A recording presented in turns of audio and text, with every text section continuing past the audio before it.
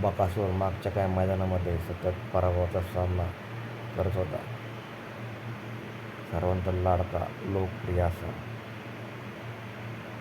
तब्बल 10 ते 12 वेळेस हिंदकेसरी झालेला बकासूर याने मागच्या काही मैदानामध्ये पराभव पाहिला. त्यावेळेस बकासूरवरती अनेक माध्यमातून टीका करण्यात आल्या.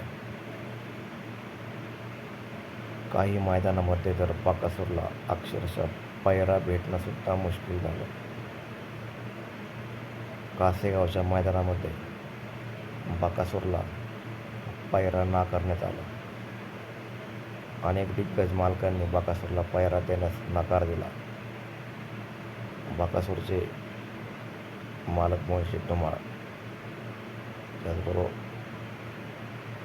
मुळशी धुमाळचे मामा यांनी अनेक दिग्गज गाडा मालकांना फोन लावला, परंतु कासेगाव मैदानामध्ये बकासूरला पायरा हा सहजासहजी भेटला नाही. एवढी वाईट परिस्थिती बकासूरवरती काही मैदानामध्ये आलेली आपण पाहिली. परंतु बकासूरचे जुने ड्रायव्हर विठ्ठल नाना हे बकासूरच्या बाजूने उभे राहिले. नेहमी बकासूरच्या बाजूने मुळशी धुमाळचे जुने ड्रायव्हर विठ्ठल नाना हे उभे राहतात.